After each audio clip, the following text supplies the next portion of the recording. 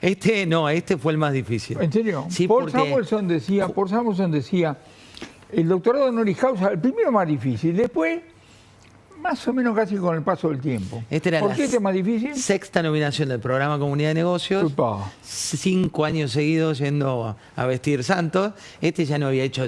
Martín Scorsese, acordate, 40 años bueno, y no, al final le dieron. Vos sabés que yo iba todos los años, que soy muy metódico, me hacía la listita, gracias, Este no hice nada, se ve que era la cámara. Bueno, vamos a lo importante. Eso, vamos. Lo importante. Primero, ¿cómo está viendo hoy la realidad económica? Pongo cosas puntuales. Sí. El tema que estoy recogiendo en los últimos días de los lugares más diversos, la cuestión de la justicia laboral. ¿Viste el caso Piegari? Sí. Es un caso.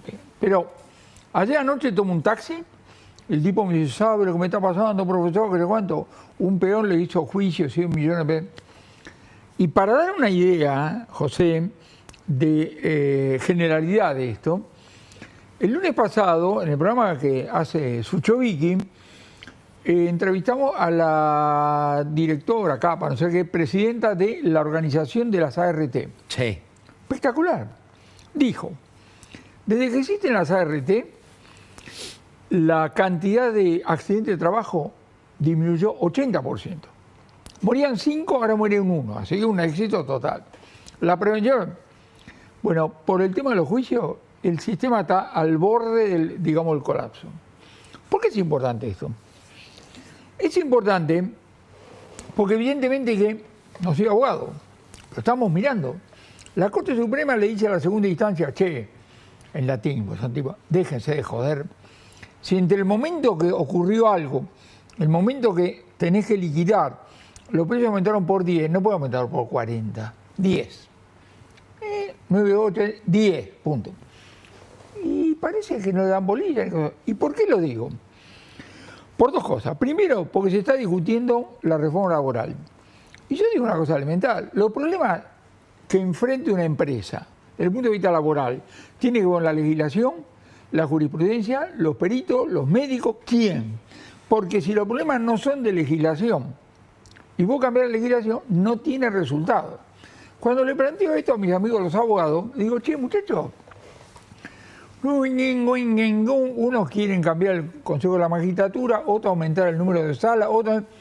Pero yo te digo algo, yo no soy abogado, pero digo, lo que yo escucho, nada proporcional a lo que parece ser el problema. Moraleja, tenemos un problema gordo, generalizado, donde simplemente, digamos, sí lo quiero ver, porque de lo contrario estamos muy embalados con el texto del cambio de la legislación y no sé qué va a pasar. Usted sabe que estamos ya promediando Nochebuena, pronto viene ahí Papá Noel y demás para los más chicos, y se cumplen 2 años del gobierno del presidente Milei. Sí. Tenemos un resumen de 1 minuto 30 con las principales medidas para ver cuál es para usted la más relevante. Claro. Veámoslas. Lamentablemente, tengo que decírselos de nuevo, no hay plata. Por ende, la conclusión es que no hay alternativa al ajuste y no hay alternativa al shock. Quiero anunciar que el sector público nacional registró durante el mes de marzo un superávit financiero de más de 275.000 millones de pesos, logrando de esta manera, y luego de más de casi 20 años, superávit financiero de 0,2% del PBI durante el primer trimestre del año. Déficit cero no se negocia de ninguna manera, es decir, me van a tener que sacar muerto de la rosada para lograr quebrar el déficit fiscal. Daremos todos los proyectos que atenten contra el equilibrio fiscal. Y hacemos esto porque no vamos a ser cómplices de estafar al pueblo argentino para adoptar una medida populista. Hoy estamos de la salida del cepo mucho más cerca que lo que estábamos en diciembre. Desde este momento eliminamos el cepo cambiario de la economía argentina para siempre. Este tren del progreso ya está en marcha. me animo a decir incluso, es imparable. Quiero anunciarles que en los próximos días estaremos tomando 2 medidas para amurallar el déficit cero y la política monetaria de este gobierno. Prohibir que el Tesoro financie el gasto primario con emisión monetaria. En segundo lugar, penalizar la aprobación de presupuestos nacionales que incurran en déficit fiscal. Quisiera destacar que, por cómo fue configurado el plan de gobierno, los años más duros de afrontar fueron los primeros. Y por eso podemos afirmar, como hemos hecho en tantas otras veces, y pese a las turbulencias coyunturales, que lo peor ya pasó. ¿Qué le dicen estos 2 minutos? Bueno, es una sola medida. Porque la política económica es equilibrio fiscal más Federico Sturzenegger, no hay otra cosa. En 32 variantes, pero es exactamente lo mismo. Ahora, volvamos para atrás. El 10 de diciembre de 2023, Javier Milei era puro futuro. Entonces vos tuviste un jovencito, 53 años, mira la cabeza, no hay plata. Yo me pongo en los pantalones de un gobernador que lo escuchó. Y dijo, dentro de 15 días tengo que pagar salario, médica, vamos a ver. Y no hubo plata. Y alguna vuelta le encontraron, porque todo lo que... Bueno, ¡ping! Hubo una sola emisión de una cuasimoneda, ¿te acuerdas? Que la rescataron enseguida. Que duró muy poco, sí. Alguna vuelta, digamos así, le encontraron. Ahora, esto en parte puede ser, digamos, una idea central, y en parte limitaciones operativas. Yo lo que escucho de mucha gente es que parecería que el gobierno tiene 32 instrumentos, 42 cosas, una computadora, y no, la cosa es mucho más limitada, mucho más limitada. Ahora, lo que ha mostrado 2024 y 2025 es la potencia que tiene el equilibrio fiscal para generar resultados. Después de eso tenemos que decir que en los 6 meses anteriores a la elección de medio periodo se mezcló, según algunos errores operativos, según otros, la incertidumbre política, por lo que sea. ¿Y vos qué tuviste que hacer? Remangarte y trabajar, como me gusta decir a mí, no con, digamos así, la perspectiva de la sala común del hospital, sino la sala de guardia del hospital, que es otra lógica, pero totalmente entendible. Y eso, en principio, terminó con los resultados de la elección de medio periodo. Es decir, lo que vos estás viendo desde el 26 de octubre en adelante es un poder ejecutivo que dejó de tener la necesidad de tomar decisiones contra las cuerdas o en estado de desesperación. Y eso es lo que estamos viendo ahora. Tengo para mostrarle acá una placa animada que tiene que ver con la inflación. Sí. ¿No? Cuando asume Milei en 2023, hay un estudio que te marcaba que cualquiera sea el partido al que representaban los votantes, todos, Frente de Todos, Juntos por el Cambio, La Libertad Avanza, estaban preocupados por este número que estamos viendo acá. Sí. ¿Qué dice esa línea que se mueve? Vamos a hacer que se mueva esa línea que es dinámica. Eso, dale. ¿Qué dice cuando uno ve tac, tac, tac? Pues nos olvidamos rápido de esto. La principal, ahora vamos a terminar para que no se distraiga la Sí. audiencia, cosas por decir. O nosotros. O nosotros. O que no nos distraigamos nosotros. No, pero fíjate, José, la clave para mirar esto es, yo no veo a poder ejecutivo desesperado. ¿Sabes qué quiere decir desesperado? Ese 2-3 tiene que ser 1 dentro de 2 meses. Porque si estuviera desesperado para lograr eso, dibujaría el INDEC, prohibirían exportaciones o congelarían precios. No están haciendo nada de eso. Entonces, vos me decís, ¿no sería mejor que piola? Eso, la política económica es otra cosa. Yo no veo desesperación. De repente, va a ser 2% durante X número de meses. ¡Ping! Y no importa lo que dijo el presidente de la Nación, que Milton Friedman, no.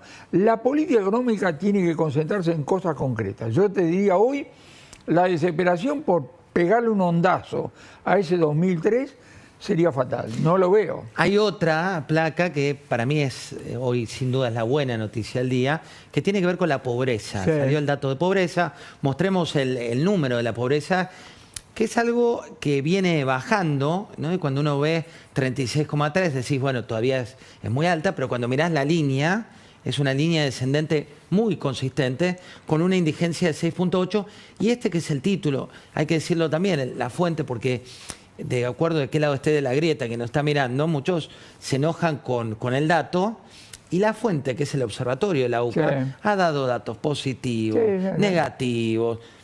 Digo, y este es el dato que miden con la misma metodología. Vos debajo el más de bajo. la línea de pobreza hay dos clases de personas. Los pobres, independientemente de cualquier cosa, y los que suben y bajan la línea de pobreza dependiendo de la tasa de inflación. Entonces, cuando vos si vos volvés a la anterior placa que tenía 25%, Sí, tac. muy bien, entonces ahí tenía un dato de pobreza de 50%. Hay tipos que suben o bajan, pasan, y hay un 30%, 25%, a los cuales la macro, entendida sobre todo la tasa de inflación, no les llega. Y ahí tenés que actuar de manera diferente. Son dos cosas distintas. Voy a saludar a Gabriela Benac. Gabriela Benac es empresaria, es dueña de una láctea, Luz Azul. Algo que aprendí de entrevistar tantos años al doc de Pablo son dos cosas. Nunca hay que preguntarle sobre lo que dijo otro, porque dice, ¿para qué me invitás? Y otra, él siempre me dice, José, habla con la gente que levanta la persiana. Preguntale a la gente que levanta la persiana. Contanos, Gabriela, cómo estás viendo vos, desde tu empresa, que es una empresa láctea, la realidad hoy. Bueno, la verdad que la realidad hoy que estamos atravesando, las pymes, sobre todo argentinas, y de la industria láctea, estamos con una caída muy grande de la rentabilidad. Yo, aparte, José, de tener una fábrica de quesos en la Ciudad de Azul, tenemos una cadena de 70 locales, que hoy te digo que lo que más me preocupa es el comercio chico, los que todas las mañanas se levantan y abren las persianas para abrir sus locales. Les voy a dar una mala noticia. Prácticamente todos los días me están entregando la llave de un local. Yo tengo 70 franquicias, algunos locales propios y otros franquiciados. Los números no cierran, los costos fijos. Yo me acuerdo que el año pasado, hace unos meses, discutí un poco con Antonio por el marcado. Me decía, qué disparate cómo un comercio tiene que marcar 50 puntos para el producto que yo le vendo, tiene que marcar 50 puntos y estafando al cliente marcando esos 50 puntos para llegar al precio final del producto. Y les puedo decir que hoy la noticia es que esos 50 puntos no alcanza. Sería un 30 y pico sobre ventas, un 50% sobre el costo. Los locales hoy no dan ganancias, están cerrando las persianas. Nosotros pusimos esta cadena para llegar lo más cerca posible al consumidor final, desde la fábrica, entonces evitábamos un intermediario, el distribuidor, y hoy lamentablemente tengo que decirles que tengo que evitar otro intermediario, que es el franquiciado, porque ya la cadena de valor, por la cantidad de costos que viene acarreando la transición del producto hasta que llega al consumidor final, no absorbe la cadena. Gabriela, ¿cuántos empleados tenés? Mira, nosotros en forma directa tenemos 120, 130 empleados y a través de la cadena debe haber más de 300 personas trabajando en la empresa. Ahora voy a volver a vos, pero aprovecho para preguntarle al doc de Pablo, ¿cómo convive la macro y la micro? ¿Cómo convive a veces la realidad que nos cuenta en este caso Gabriela con lo que estamos viendo que se va ordenando respecto de la estructura del país? La macro y la micro son la misma cosa. A ver. Son dos maneras de ver el mismo fenómeno. ¿Y por qué no hay una hay disparidad? una macro que anda bien y una micro que anda mal. ¿Qué macro anda bien? Bajó la tasa de inflación y se estacionó en 2% por mes. Hay otras cosas de la macro que están andando más o menos. Y en la micro, lo que hay que mirar es la heterogeneidad. Escuché a esta mujer, Gabriela, digamos así, con atención, junto a lo cual uno tiene que hacer algunas preguntas. ¿Qué está pasando con los canales de comercialización? ¿Querés que le abro? Gabriela, te abrimos para que te pregunte el doc de Pablo, que me gusta el consultorio del doc de Pablo con una empresaria real del territorio. Por favor, porque doc, acá viene la pregunta, y pregunta, vos sabés, yo no sé. Pero digo, ¿qué está pasando con el producto? ¿Qué está pasando con los canales de venta, etcétera, etcétera? ¿Entendés? De repente vos decís, se consume menos leche. Se consume menos leche, se consume más de una cosa, se vende de determinada manera, se vende de otra manera. Yo el otro día estaba en un panel donde había un señor, que no me acuerdo cómo se llama, mostró 8 canales de venta diferentes. Entonces de repente el supermercado tradicional o grande, si vos querés, estaba para abajo, el otro estaba mejor. Por eso te pregunto. Bueno, nosotros tenemos un canal directo al consumidor final. Nosotros hoy, especialmente en nuestro rubro, en la lechería, estamos súper sobreestoqueados las fábricas. Hay un precio de exportador, es de exportación, sobre todo la leche en polvo, de los quesos que no sirve, entonces hay una sobreoferta al mercado. Estamos en el momento peor, más estacional, donde la vaca más leche produce, estamos en la primavera, los pastos verdes, la leche las vacas dan mucho más leche que en el invierno y tenemos un mercado y un consumo súper deprimido. Yo te estoy hablando de nuestro canal que nosotros recolectamos la leche, fabricamos, llevamos a nuestro centro de distribución y entregamos a nuestros propios locales, ¿sí? No te estoy hablando de otro tan simple como eso, lo que lo hacemos nuestro trabajo. ¿Qué notamos? Que ha bajado muchísimo la venta, la recaudación en los locales. Yo no sé si es porque creo que la gente no llega.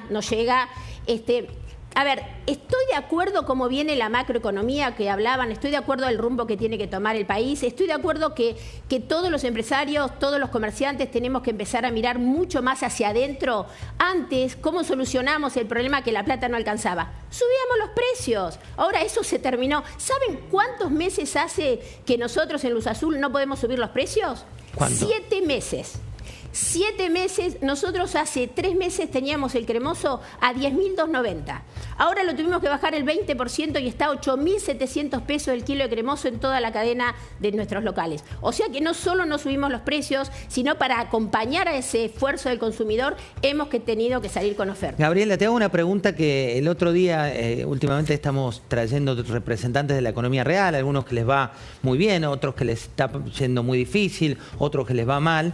Me decía el titular de una cadena de pizza, me decía, le pregunté cuánto tenía de carga impositiva, cuánto tenía de carga tributaria y me decía, imagínate que cada vez que vendo una pizza, cada vez que siento a alguien a comer una pizza, estoy invitando a un funcionario público.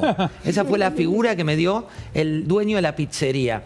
En tu caso, ¿cuánto tenés de presión tributaria nacional, provincial, municipal por cada queso que vendés? Y bueno, la verdad que la composición es altísima. Vos imaginate desde los ingresos brutos que cada vez que el queso pasa de mano, yo pago ingresos brutos, mi franquiciado paga ingresos brutos, el impuesto al débito del cheque, las cargas sociales.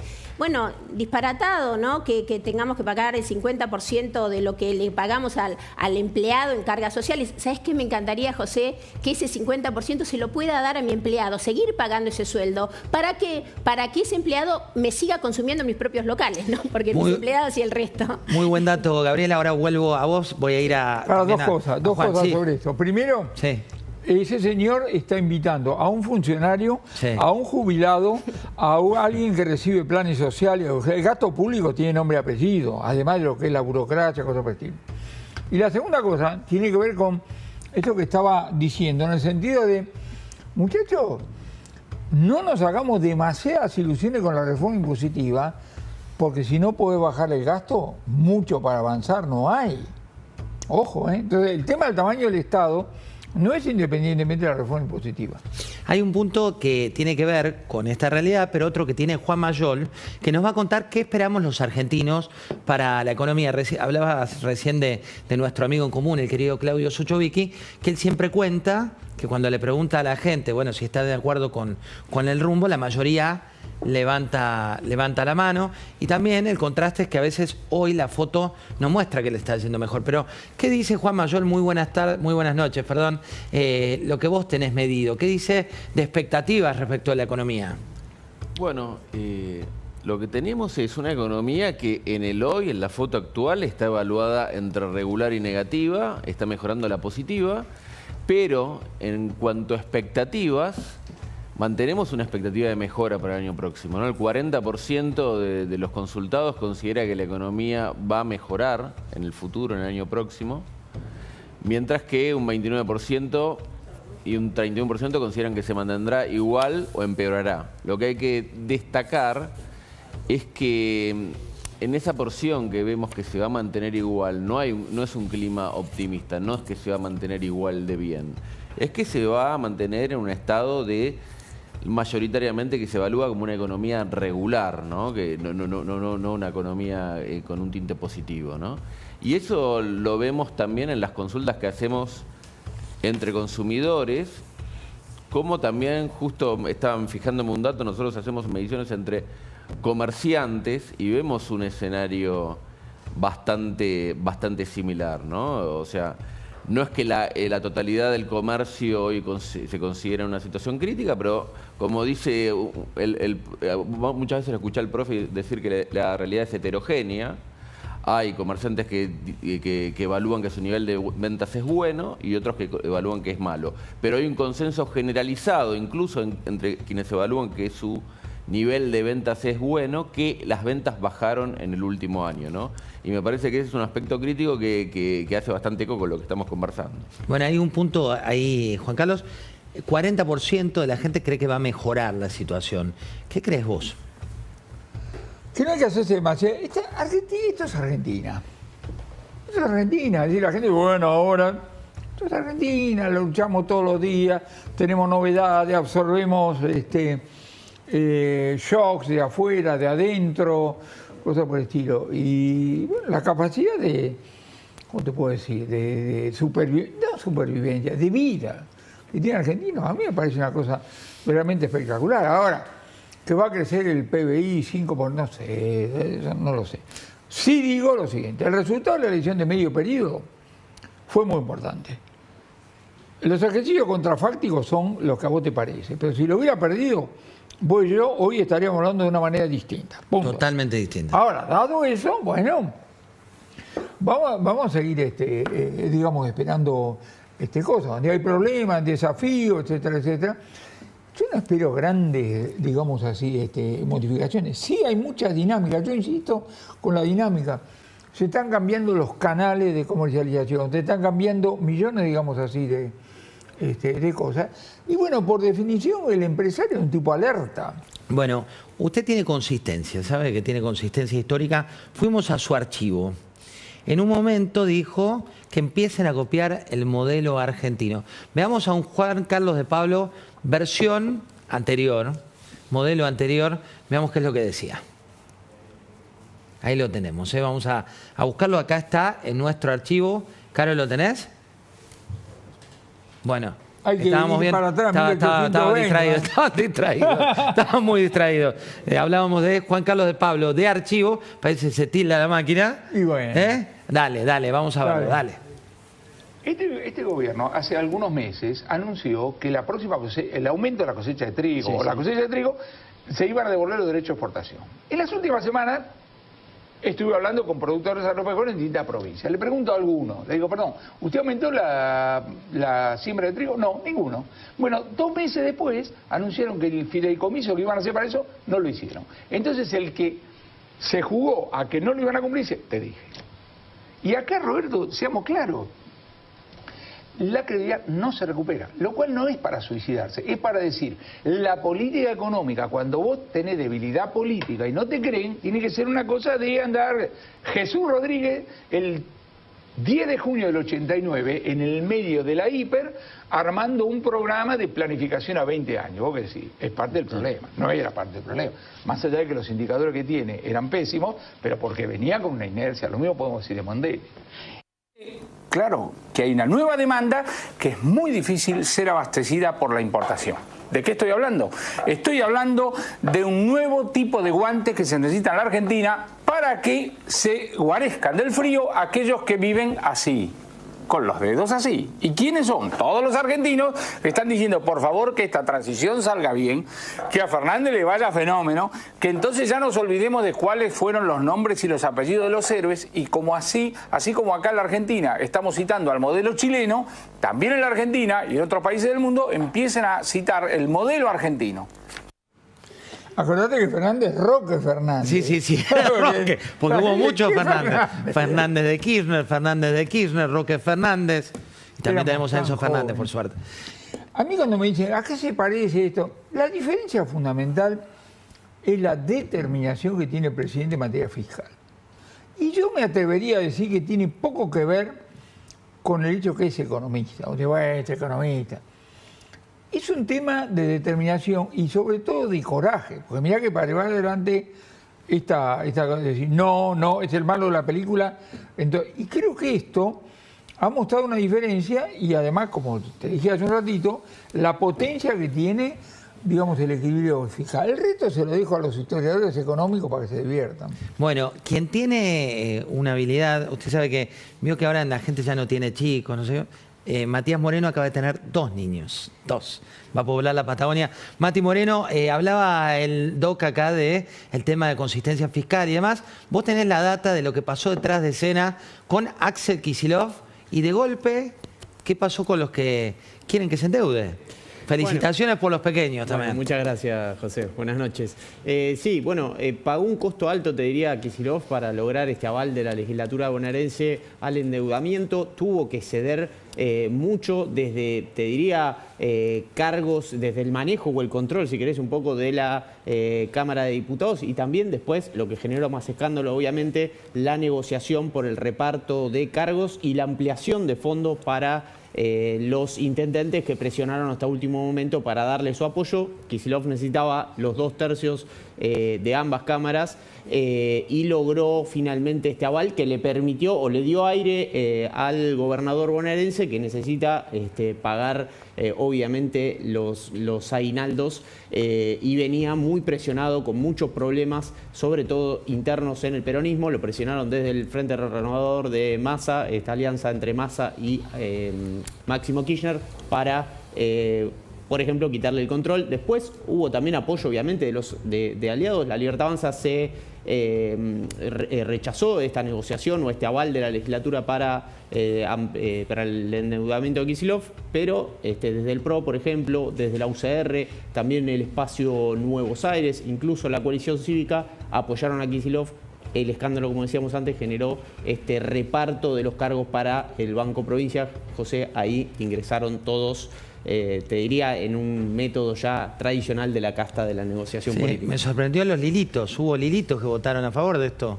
Eso me sorprendió. ¿Qué pensará Carrió? Lo leí en la crónica, corregime si estoy mal, Matías. Sí, votaron a favor de autorizar el endeudamiento de Kicillof. También lo hizo, como decíamos antes, el PRO y la Unión Cívica Radical. Pero aclarame algo, muchacho, porque dijiste endeudamiento, pagar medio aguinaldo. No me digas que se están endeudando para eso. No, digo que tienen. Él hoy, Kicillof dijo, por ejemplo, le echó la culpa a Milei de que la situación financiera de la provincia de Buenos Aires. Dijo que digamos, él hereda esta situación también de María Eugenia Vidal.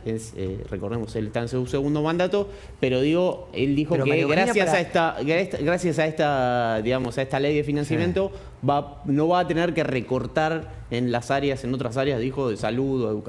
Mati, corregime, hace 6 años gobierna, ¿no? Kicillof. Claro, espera, más grave todavía, más grave todavía. Pobre Mati que le... Porque queda fenómeno, queda fenómeno decir que la educación es una inversión, cosas por el estilo, pero primero, yo me atrevería a decir, discúlpeme porque no tiene cómo defenderse en este momento, pero es una chicana decir, si no me puedo endeudar, tengo que recortar educación y salud. Porque uno puede decir, está seguro que no tiene otra cosa para recortar, pero ese es el juego politizado, si vos querés, de defensa de cualquier cosa. Y la segunda cosa es, ¿te vas a endeudar para qué? Y sobre todo, ¿de qué manera vas a recaudar en el futuro para pagar el gasto público? Porque yo te digo eso. Suponete que vos me decís, la provincia X se va a endeudar para hacer 32 puentes. ¡Qué maravilla! Muy bien, la infraestructura, no más inundaciones. ¿Y cómo recauda después para pagar? Muy importante. Por igual Mati cuenta lo que pasó, ¿eh? Bienes públicos, todo lo que vos quieras. No tomó la medida. Después tenés que tener un mecanismo de recaudación, digamos. Sí. Está muy bien. Le aclaro que Matías solo contó lo que pasó, ¿eh? No es culpable de la medida del gobernador de la provincia. Bueno, pero a mí me gusta pegarle a los jóvenes. A mí me gusta pegarle a los jóvenes. Mire que no duerme. Para cerrar, no está durmiendo, tiene 2 bebés. Juan Mayol, muy cortito, en 1 minuto te pido el dato de cómo se evalúa hoy la gestión de Milei.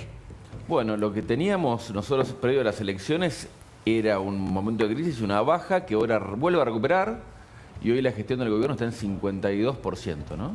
Había tocado un piso del 43% después de las elecciones de septiembre, en plena crisis de confianza y miedo, ¿no? Podríamos poner la palabra miedo de lo que pasaba previo a las elecciones, y hoy en día vuelve a recuperar. Y esta recuperación de la evaluación positiva va de la mano del triunfo, va de la mano desde mi punto de vista, una saludable ecualización comunicacional por parte del gobierno, una mirada más aperturista y acuerdista con el resto del arco político. Y lo que hay que destacar es esto, ¿no? Esta caída en la confianza que tuvimos, esta recuperación de la confianza se basó en el miedo, pero no en el miedo el que el gobierno gane, el miedo que el gobierno pierda. Y cuando el gobierno ganó, se recuperó la confianza. Hay que ver si esa nueva confianza de los consumidores se traduce en una actitud menos defensiva a la hora de consumir y más expansiva, ¿no? Muchas gracias, Juan. Le agradezco también a Gabriela Benac que nos trajiste tu caso. Siempre suma, Gabriela, conocer de primera mano cómo la estás viviendo. Nos quedamos con lo que contaste y también sabemos de tu resiliencia porque en 1971 fue fundada como cooperativa y la diste vuelta tantas veces que seguramente sé que la vas a pelear. Gabriela, gracias por haber venido. Doc, usted también, me quedo muy contento que haya estado esta hora. ¿Se dio cuenta que voló una hora? A mi edad pareció un segundo. Pareció, y me alegro. Y ni que hablar si toma las pequeñas producciones de Escorihuela Gascón. Selecciona el terroir, el ideal para cada varietal. Busca resaltar la tipicidad y obtiene así su expresión más pura. No tengo para brindar, pero brindaría por usted y su familia, Doc. Así que segundo, Martín Fierro. Gracias a Dios. ¿Vas a seguir saludando? Se equivocaron, como dice usted. No, se equivocaron otra vez. Gracias por venir. Un minutito. Sí. Mareco, gran humorista. Sí, sí. Juan Carlos Mareco. Juan Carlos Mareco. En una de las primeras entregas al Martín Fierro, pero debe haber sido hace 50 años, cosas así. Se anunciaba la terna, se decía cuál era el ganador y vos tenías que ir y decir algo. Supongo que debe ser el mismo formato, ¿no? Entonces dijeron, humorista, A, B y Mareco. Ganador, Mareco. Sí. Entonces, se presenta adelante, mira la cámara y dice, ¿cómo serán los otros? Yo creo que algo de eso hay, Doc. Gracias por haber venido. Feliz fiesta para vos y tu familia. Muy lindo tenerlo acá y tenerlo cerca todo el año.